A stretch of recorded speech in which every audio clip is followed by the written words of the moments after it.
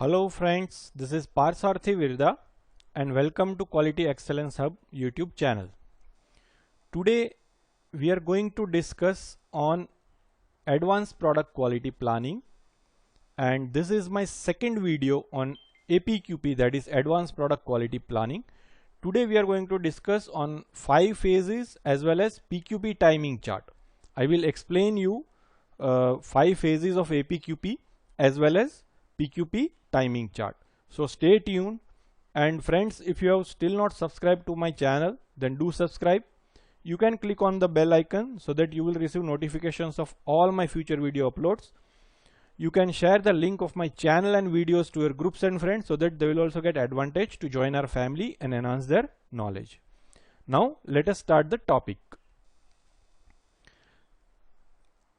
Friends, if you have not seen my first video, then I request that you please go through the video first, which I have already uploaded, and then you go through this video.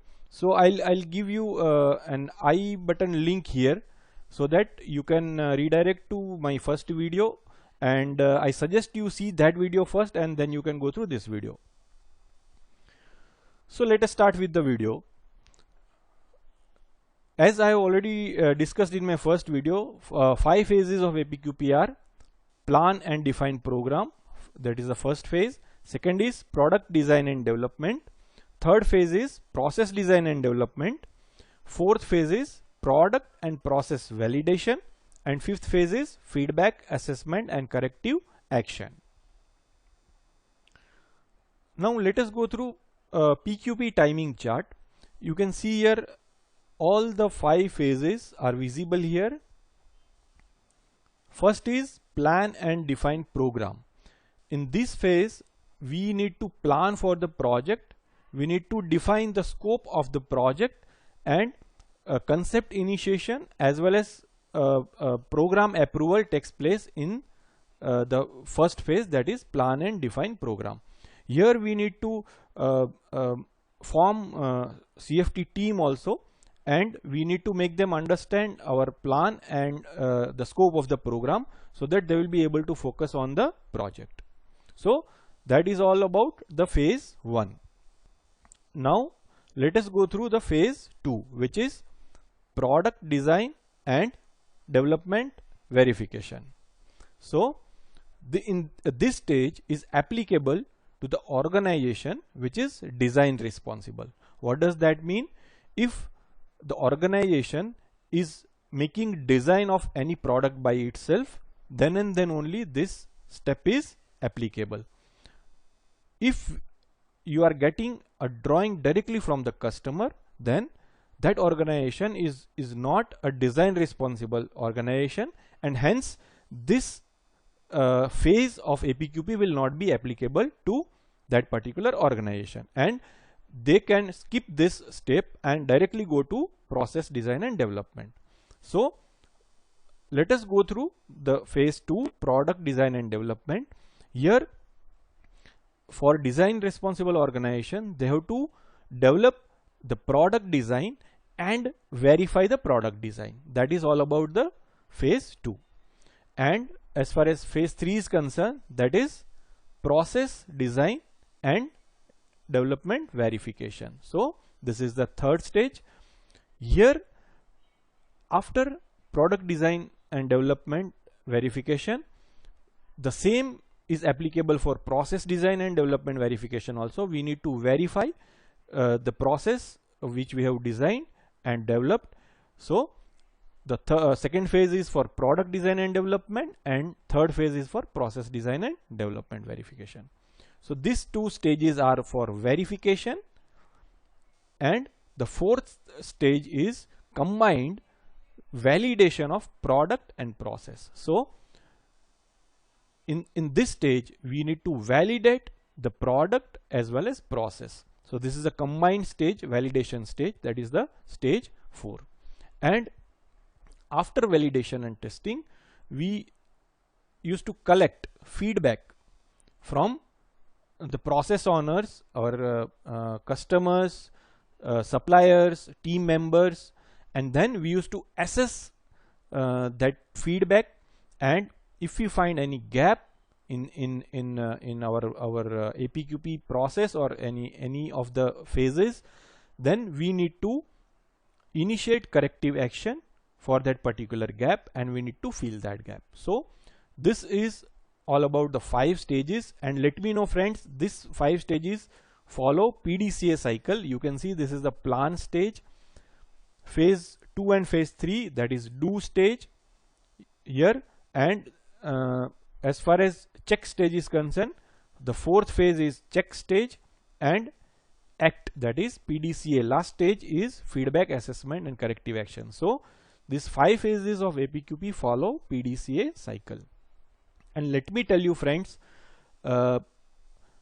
you can see here this are not activities are not completed yet. This is an ongoing activity. So this sign here shows that this activity will go on, it will continue.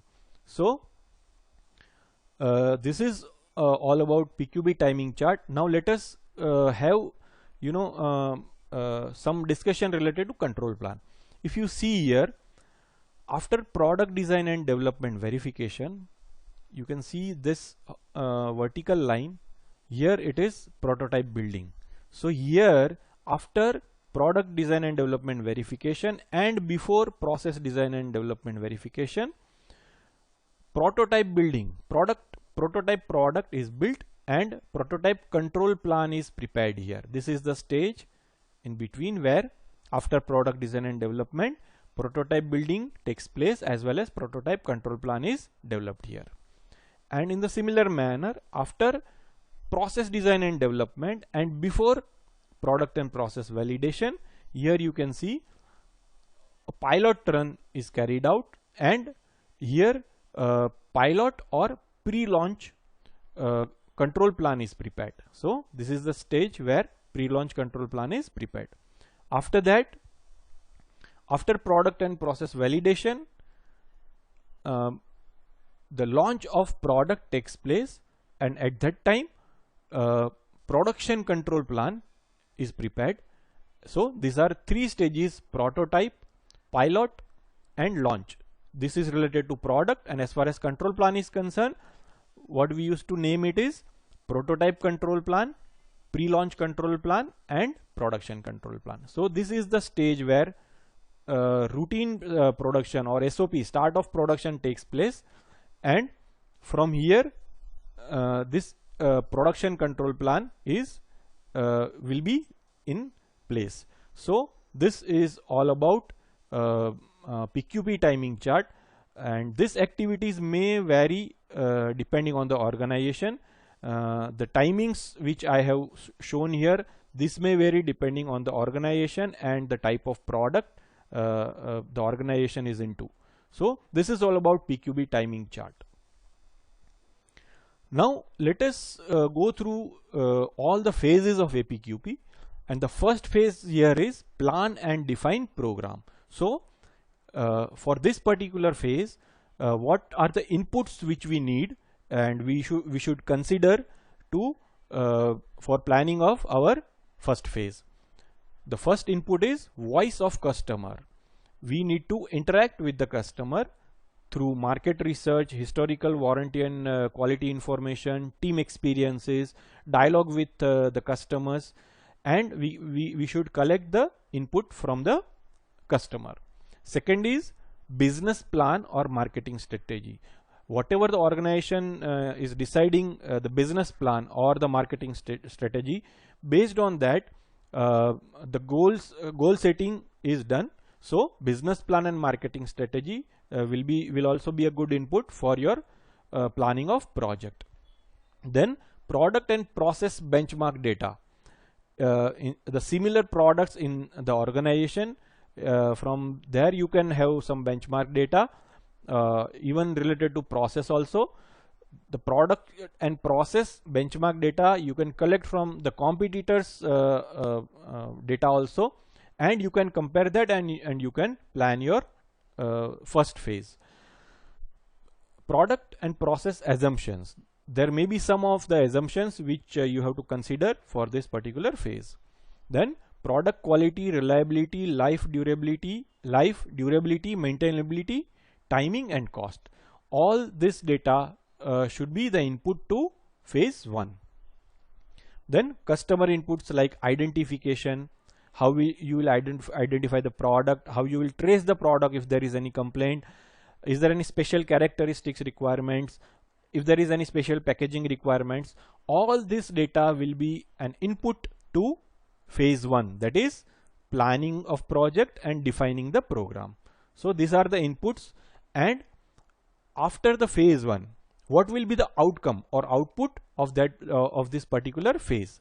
That is design goals, reliability and quality goals, preliminary bill of material. Here it will be a preliminary bill of material because this is an ideal situation which we have decided. Once we implement, we develop, this may change, this bill of material may change. That's why preliminary word is used here. So wherever preliminary word is used, the same can be, it is quite possible that it may revise or get updated in the subsequent phases of APQP. So preliminary bill of material will be an output, preliminary process flow chart will be an output, preliminary listing of special product and process characteristics may be an output, product assurance plan and management support, which includes program timing and planning for resources and staffing to support required capacity. So these are the outputs of phase 1, that is plan and define program. And let me tell you friends, this output of phase 1 will become inputs of phase 2. So this what we have discussed here, this will be input to phase 2. Now let us see, as I told you, inputs of phase 2 will be output of phase 1, that we have already discussed. Now let us directly discuss what are the outputs of phase 2, and phase 2 is product design and development. Again, let me remind you, this stage is applicable to design responsible organization only.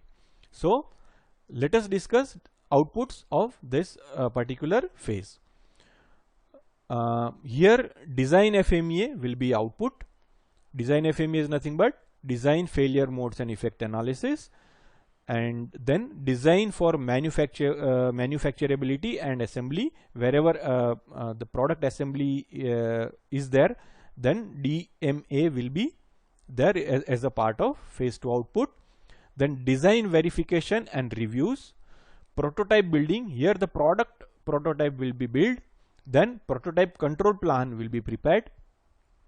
So that will be an output. Engineering drawings, engineering specifications and material specifications, drawing and specification changes, then targets for productivity, process capability and cost. This will also be output of this particular phase.